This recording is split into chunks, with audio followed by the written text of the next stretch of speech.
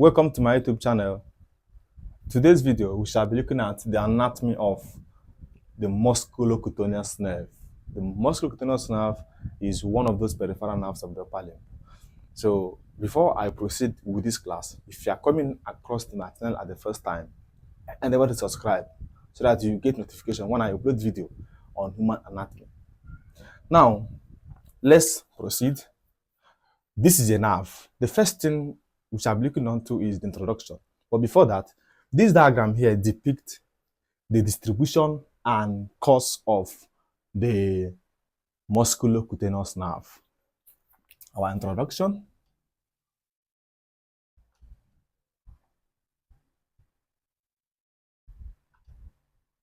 What is a musculocutaneous nerve? From the name, musculo is muscle. Now, cutaneous means skin. That means it have two important branches, the muscular branch and the cutaneous branch, which is those ones that give sensory innervation, particularly the skin. You get. So the musculocutaneous nerve is one of those peripheral nerves of the upper limb, which arises from the lateral cord of the brachial plexus. It arises from the lateral cord of the brachial plexus.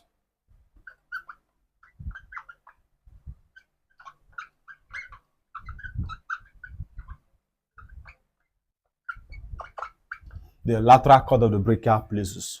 So it is one of those peripheral nerves of the upper limb that arises from the lateral cord of the brachial plexus in the axilla. In the axilla. In the axilla.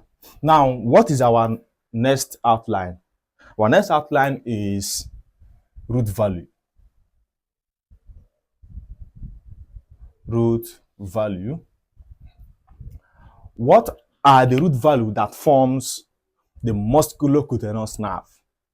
The musculocutaneous nerve receives or contains nerve fibers from the spinal root of C5 to C7. That is the root value.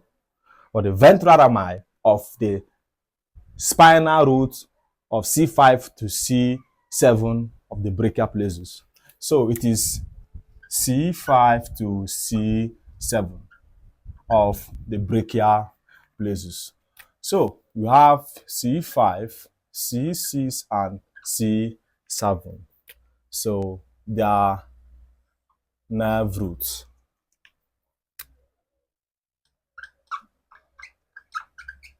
The nerve roots. So that is all about the root value. So the next outline we shall be looking on to is the what? The origin. The origin. The origin. What is the origin of the musculocutaneous nerve? It originates or arises from the lateral cord of the brachial plexus in the axilla. That is the what? The origin of the musculocutaneous nerve. Okay? The next outline is the course and the distribution. How does it course along the upper limb? The course. What is the course of the musculocutaneous nerve?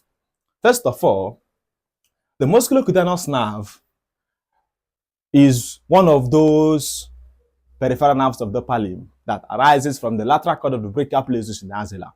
Now, after arising from the lateral cord of the brachial plexus in the axilla, it descends downward and laterally in the axilla, where it pierces the coracobrachialis muscle and supplies to it. You get. Now, here is our musculocutaneous nerve. Okay.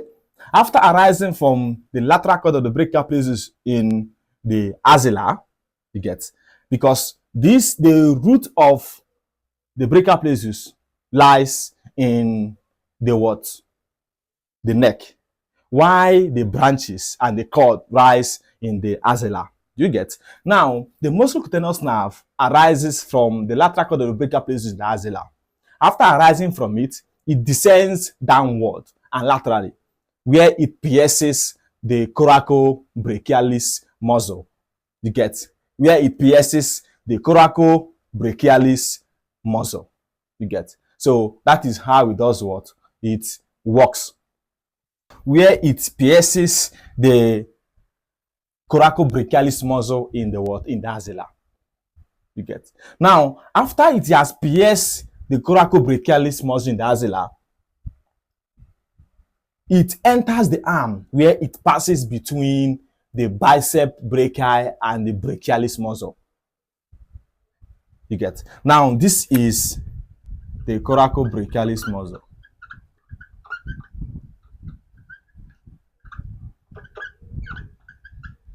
The coracobrachialis muscle. After it pierces the coracobrachialis muscle in the axilla, it enters the arm where it passes between the brachialis muscle and the bicep brachii.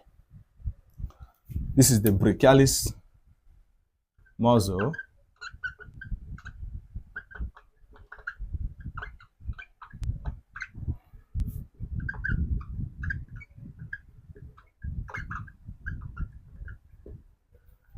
So that is what it does in the arm. In the arm, it passes between the brachialis muscle and the bicep brachii.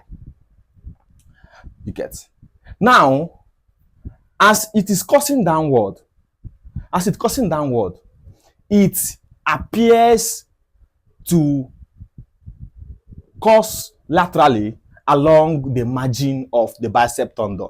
You can see it courses laterally along the margin, the margin of the bicep tendon, where it pierces the deep fascia above the elbow joint.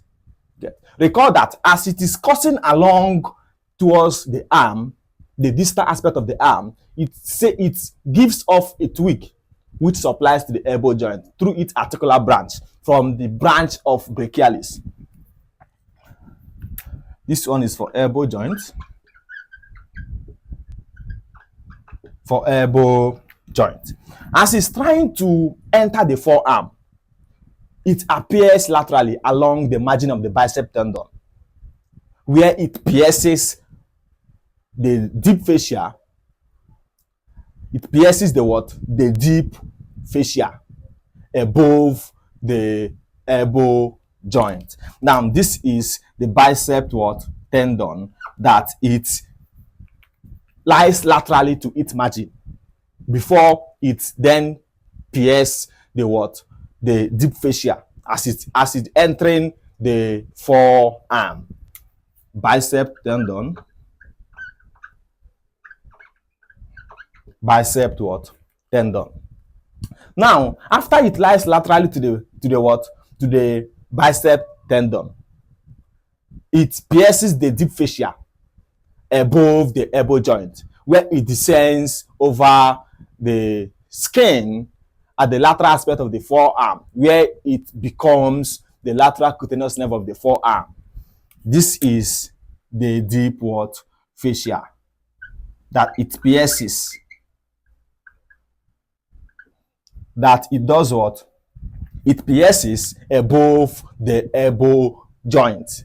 After it pierces the deep fascia, you get above the elbow joint, it descends at the lateral aspect of the forearm, where it continues to become the lateral cutaneous nerve of the forearm.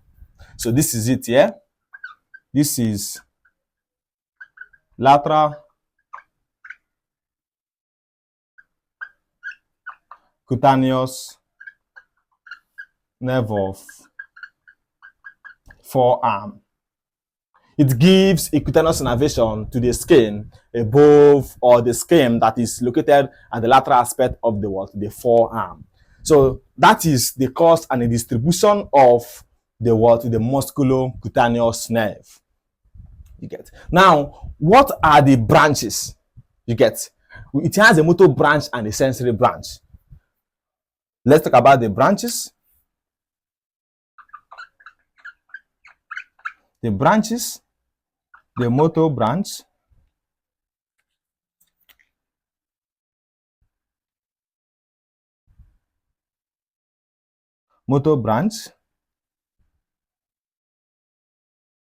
and sensory branch.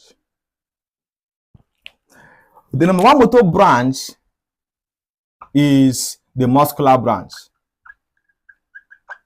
The muscular branch.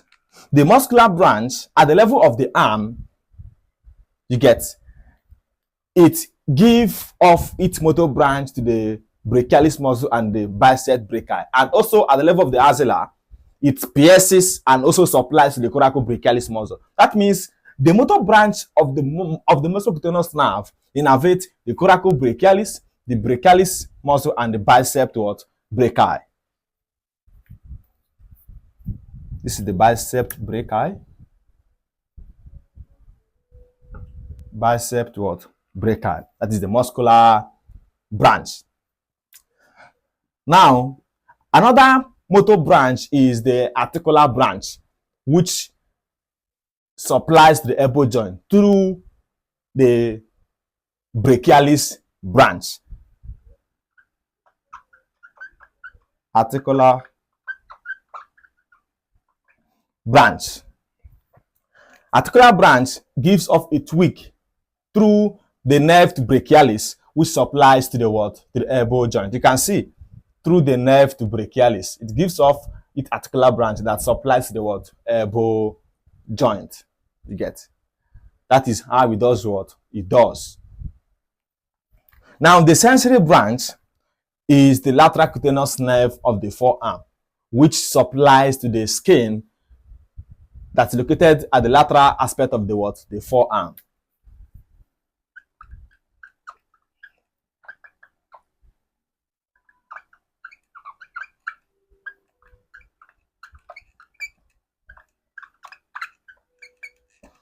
That is the sensory branch. Now, what is the termination? The termination, the musculocutaneous nerve terminates at the level of the forearm once it pierces the deep fascia. Once it pierces the deep fascia, you get, where it descends over the lateral aspect of the forearm, then it terminates to become the lateral cutaneous nerve of the forearm. So it terminates at the level of the lateral aspect of the forearm, where it becomes the lateral cutaneous nerve of the forearm. That is the termination. You get. So that is all about the termination. The next is the clinical relevance.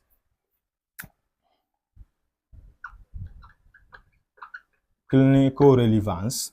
Number one is, although this nerve, which is the musculocutaneous nerve, is rarely lesioned, it is rarely damaged. But once it is being lesioned or damaged, it could lead to number one, loss of strong flexion and spination of the limb, particularly the arm. Loss of strong flexion and spination of the arm. You get. Number two, there will be loss of bicep tendon reflex. There will be loss of biceps tendon reflex. You get. Now, number three clinical relevance of this nerve is that there will be loss of sensory innervation at the skin on the lateral aspect of the forearm, because there will be a lesion to the lateral cutaneous nerve of the forearm, which is its terminal branch. So the number three should be written here. Number three, there will be loss of sensory innervation at the lateral aspect of forearm. So these are the clinical relevance of the musculocutaneous nerve because it is rarely what lesion or damaged. I believe we have done justice to the anatomy of the musculocutaneous nerve, ranging from the introduction to the clinical relevance. Thank you so much for staying to the end of this class. I really appreciate it.